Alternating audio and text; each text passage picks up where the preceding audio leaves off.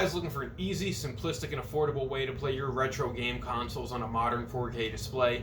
You see, in today's day and age, a lot of 4K displays aren't shipping with composite component or even S-video outputs anymore, and that's where Pound Technology comes in. See, Pound Technology has realized that a lot of us still love to play our retro games, but it's getting harder with modern technology to find a TV that has composite, S-video, VGA, or even component inputs, because most TVs nowadays still have your traditional RF input, but mostly HDMI cables. So what they've done is for multiple different game consoles, they've gone and created a cable that pretty much uses the game console's original AV output and takes it, converts it into an HD signal, and outputs it through HDMI. Now I have 4 products here by Pound that we're going to take a look at that I've been using for quite a while now. And I know there's a lot of other brands out there that have done a very similar thing, but I've stuck with Pound Technology because I believe in their quality, and I love what they've done, and from what I've used on their products, it works. So if I'm going to buy another Upconverter cable, why not stick with what's working? Now, pretty much we have 4 of them here, as I mentioned. We have a Dreamcast cable, we have a Sega Saturn cable, which this one's a little interesting, so I'm going to put it to the side. We have a PlayStation 2 cable that also works for PS1, and we have a Super Nintendo cable that I believe might also work for N64, but don't quote me on that.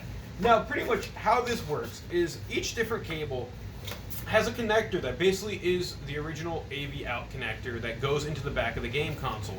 And then it connects to this box here that upconverts the signal, cleans the signal up, and outputs it for most of them to 720p, which is an HD signal that most televisions do recognize, and displays it on your screen.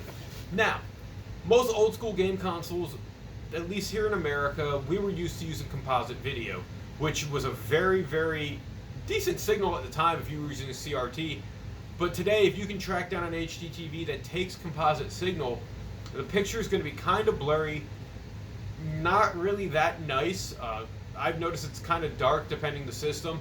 And to get a decent quality picture out of composite, you have to really adjust your settings and kind of stay as far away from your TV as possible. But one of the biggest issues is with retro game consoles, unless you buy a modern adapter, all the controllers were wired, so there's only so far you can sit to try to make that picture look good on your eyes. Now, what is interesting that I want to mention is I've pretty much spent most of my time using the PlayStation 2 adapter for PS1 and PS2 games and the Super Nintendo adapter, and boy do these games look great on an HD TV now. I remember playing Legend of Zelda with composite actually on my old TV. It was an HD Samsung 1080p display, and it just looked really, really grainy, and it looked not pleasant. Now with this adapter, it cleans all that up, and it just makes it look probably how it should have looked from a conversion in the first place, if that makes any sense. But the one thing I've noticed about these cables is, depending on the game, the red color can be a little strong that you have to kind of tone off in the settings of your TV. I don't know if it's just the games I'm playing, it might be my display, or it could pretty much be within the cables itself. Now, another thing these cables do, which might be a little bit of a nitpick for retro gamers, is for most of them, and I say most because that's where my little exception's going to come in, it upconverts it to 720p and makes it widescreen, which a lot of old school games were 4:3. Now, for some reason, the TCL TV I play my retro game consoles on doesn't have a 4:3 aspect ratio, so I mean, it looks fine, but I know there's some purists out there that aren't going to really like that. With that being said, the Dreamcast is a very interesting situation because the Dreamcast, naturally, for a lot of its games, had a progressive scan mode, which allowed games to be played at 480p. Now, what Pound has done is they don't try to take that signal and upconvert to 720p. They allow it to just be a 480p signal coming out of here because that's what the games were meant to run at. It's already a semi-HD signal, and it still looks great on modern displays. So, the other little interesting cable they have is the one that I picked up most recent, and it's for the Sega Saturn. Now this one isn't even mentioned on their site yet. It's mentioned as still coming soon, but it is available through Amazon. And it does something very interesting because I guess they heard the gripes of the retro game community of not having a 4x3 option. So for the Sega Saturn controller, it actually displays all the games at their old school 4x3 aspect ratio, which is a cool thing that they put into these cables. It keeps the original 4x3 aspect ratio. It uses high definition RGB signal, which I'm pretty sure all of these cables do. Minus the Dreamcast one, I'm not too sure of. And even with the PlayStation 2 one, you have to go into the system's configuration and set it to RGB mode. Now, that's mentioned on the back of all of these, but the Dreamcast one doesn't mention that, probably because it is using the Dreamcast VGA signal. Now, with the Saturn connector, I'm very intrigued by it, because the Sega Saturn isn't a console that a lot of people have, but it is gaining traction in recent time as becoming more popular.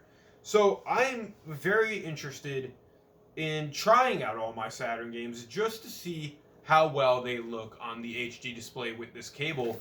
Because for the most part, the majority of them, I've only played with composite output. And they've looked kind of not like they're doing the Saturn justice in any way, because I've seen what the Saturn is capable of with a great video signal, and I'm hoping that this does it for it. Now, you're not going to get the best picture quality out of these cables, only because they've created a convenient way of getting the job done, which it gets the job done for the majority of us regular, casual, retro game enthusiasts. But a solution like the FrameMeister might be more down a lot of professionals' alleys, as well as having a CRT TV.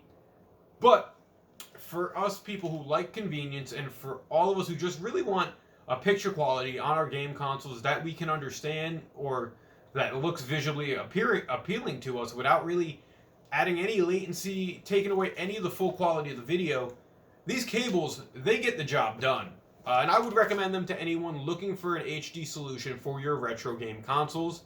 Shout out to Pound Technologies for these cables. You know, I went and I bought all of these on my own merit. But I was looking for that convenience, and I had heard so many good things about these cables, and luckily enough, I've not been let down. Currently, I'm playing Breath of Fire on my Super Nintendo, and this game looks like a modern game that was just done in a 16-bit aesthetic. A 16-bit aesthetic. The quality's clear, the text is clear, the sprites are clear, and I just really couldn't be happier. So, those are my thoughts on these four cables. If you guys have used HD Upconverter cables for your retro game consoles, leave your thoughts down in the comment section below. I recommend Pound Technologies. What cables have you used, and what do you think are the best for your game consoles? As always, thank you for watching. Like, share, subscribe. Until next time, I'll catch you later, guys. See you, bye.